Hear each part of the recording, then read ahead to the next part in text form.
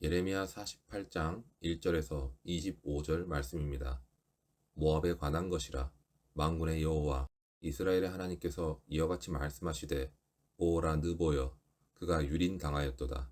기랴다임이 수치를 당하여 점령되었고 미스갑이 수치를 당하여 파괴되었으니 모압의 찬송 소리가 없어졌도다. 헤스본에서 무리가 그를 해하려고 악을 도모하고 이르기를, 와서 그를 끊어서 나라를 이루지 못하게 하자 하는도다. 맘메시여, 너도 조용하게 되리니 칼이 너를 뒤쫓아가리라. 호로나임에서 부르짖는 소리여, 황폐와 큰 파멸이로다. 모압이 멸망을 당하여 그 어린이들의 부르짖음이 들리는도다. 그들이 루잇 언덕으로 올라가면서 울고 호로나임 내리막길에서 파멸의 고통스러운 울부짖음을 듣는도다. 도망하여 내 생명을 구원하여 광야의 노간주 나무같이 될지어다. 내가 내 업적과 보물을 의뢰함으로 너도 정복을 당할 것이요, 그모스는 그의 제사장들과 고관들과 함께 포로되어 갈 것이라. 파멸하는 자가 각 성읍에 이를 것인즉 한 성읍도 면하지 못할 것이며, 골짜기가 멸망하였으므로 평지는 파멸되어 여호와의 말씀과 같으리로다. 모압에 날개를 주어 나라 피하게 하라. 그 성읍들이 황폐하여 거기에 사는 자가 없으리로다. 여호와의 일을 게을리하는 자는 저주를 받을 것이요, 자기 칼을 금하여 피를 흘리지 아니하는 자도 저주를 받을 것이로다. 모압은 젊은 시절부터 평안하고 포로도 되지 아니하였으므로 마치 술이 그 찌기 위에 있고 그 그릇에서 저 그릇으로 옮기지 않음 같아서 그 맛이 남아 있고 냄새가 변하지 아니하였도다. 그러므로 여호와께서 말씀하시니라. 날이 이르리니 내가 술을 옮겨 담는 사람을 보낼 것이라. 그들이 기울어서 그 그릇을 비게 하고 그 병들을 부수리니 이스라엘 집이 베델을 의뢰함으로 수치를 당한 것 같이 모압이 그못으로 말미암아 수치를 당하리로다. 너희가 어찌하여 말하기를 우리는 용사요 능란한 전사라 하느냐. 만군의 여호와라 일컫는 왕께서 이와 같이 말하노라. 모압이 황폐하였도다. 그 성읍들은 사라졌고 그 선택받은 장정들은 내려가서 죽임을 당하리니 모압의 재난이 가까웠고 그 고난이 속히 닥치리로다. 그의 사면에 있는 모든 자여, 그의 이름을 아는 모든 자여, 그를 위로하여 말하기를, 어찌하여 강한 막대기 아름다운 지팡이가 부러졌는고 할지니라. 디본에 사는 딸아, 내 영화에서 내려와 메마른 데 앉으라. 모압을 파멸하는 자가 올라와서 너를 쳐서 내 요새를 깨뜨렸음이로다. 아로엘에 사는 여인이여, 길 곁에 서서 지키며 도망하는 자와 피하는 자에게 무슨 일이 생겼는지 물을지어다. 모압이 패하여 수치를 받나니 너희는 울면서 부르짖으며 아르논가에서 이르기를, 모압이 황폐하였다 할지어다. 심판이 평지에 이르렀나니 곧 홀론과 야하사와 메바앗과 디본과 느보와 벳디블라다임과 기랴다임과 벳가물과 벳무온과 그리옥과 보스라와 모압 땅 원근 모든 성읍에로다. 모압의 뿔이 잘렸고 그 팔이 부러졌도다. 여호와의 말씀이니라. 애굽과 블레셋에 이어서 모압에 대한 하나님의 심판의 말씀이 선포됩니다. 모압을 향한 하나님의 심판의 말씀에는 모압이 북왕국 이스라엘이나 남왕국 유다에게 행한 구체적인 죄와 허물에 대해서 언급이 되지는 않지만, 그들이 심판을 받아야 할 이유를 크게 두 가지로 설명하고 있습니다. 첫 번째 이유로는 모압의 부적절한 믿음과 잘못된 대상을 향한 신뢰의 그 원인이 있는 것으로 설명하고 있습니다. 모압은 하나님의 심판에서 벗어나고자 인간적인 노력을 다 했다는 것을 알 수 있습니다. 그들은 먼저 유다와 동맹을 맺었습니다. 당시 모압은 바벨론의 느부갓네살 왕에게 대항하기 위해 유다의 시드기야 왕과 동맹을 맺은 상태였습니다. 즉, 모압과 유다는 남이 아니었습니다. 남이 아니었다는 것은 외교적인 의미뿐만이 아니었습니다. 모압 족속의 조상이 롯과 그의 첫 번째 딸 사이에 태어난 모압이라는 사실에서도 이스라엘 민족의 친족이라 할 수 있을 정도로 그들은 남이 아니었습니다. 그들이 동맹을 맺은 이유는 유다와 모압이 바벨론의 위협을 받게 되자 함께 힘을 합하여 대항하기 위해서였습니다. 그리고 그들이 행하던 인간의 노력은 견고한 성벽을 건축했다는 점에서 드러나고 있습니다. 7절에서는 모압이 그들의 업적과 보물을 의뢰했다고 말씀하고 있습니다. 동맹과 성벽은 모압이 이뤄낸 든든한 업적이었습니다.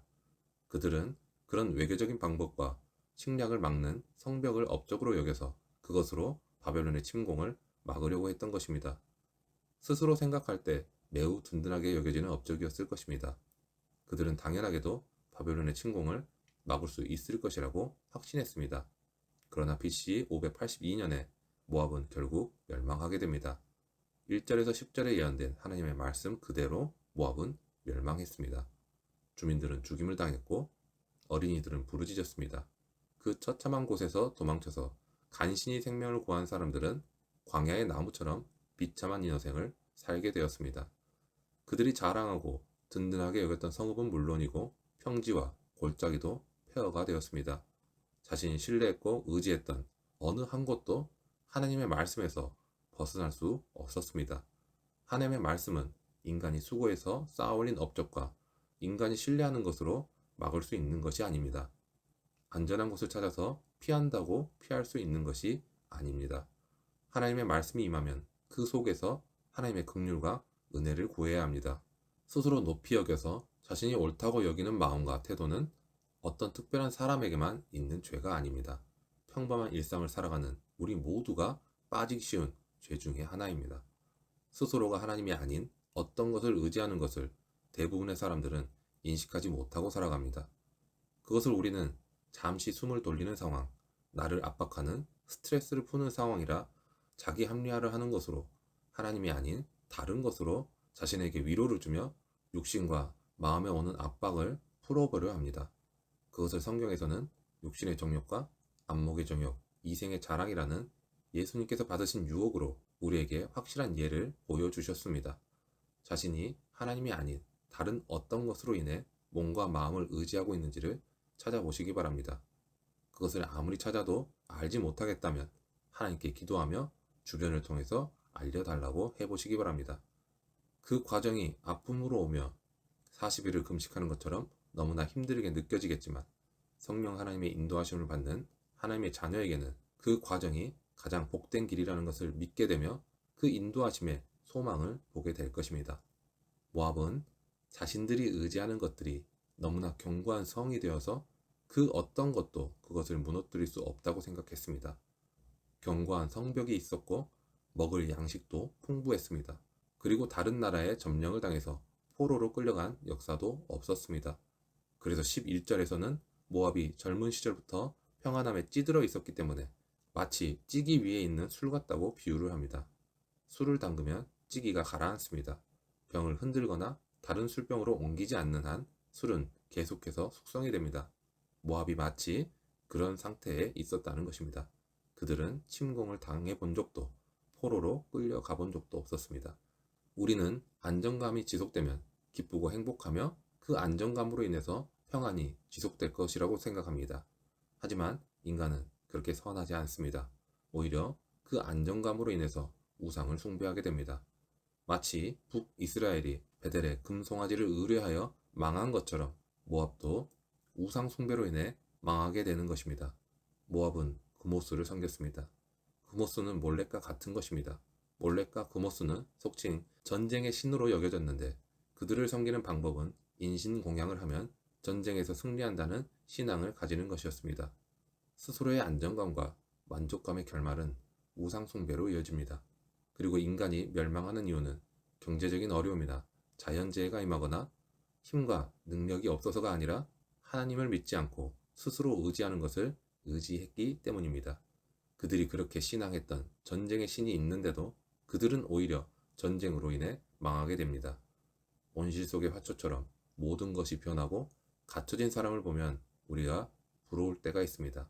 게다가 상대적으로 벌판의 잡초처럼 모진 비바람을 다 견뎌야 하는 자기 자신을 보면 초라하게 느껴지기도 합니다. 그러나 말씀은 우리에게 다른 관점으로 알려주십니다. 삶이 편하고 풍요로우면 더 이상 바랄 것이 없을 것 같지만 사람은 그 안에서 의지하며 바라볼 대상을 만들어냅니다. 그리고 그 우상으로 인해 하나님께 나아가지 못하고 더욱 하나님과 멀어짐으로 망하게 되는 것입니다. 우리가 부하든지 가난하든지 평안하든지 환난 가운데 있든지 다른 어떤 것을 의지하지 않고 오직 하나님만을 의지하시기 바랍니다. 우리가 온전히 하나님을 믿고 하나님과 동행하며 나아갈 때 하나님께서 우리를 가장 좋은 길로, 가장 선한 길로 인도하실 것입니다.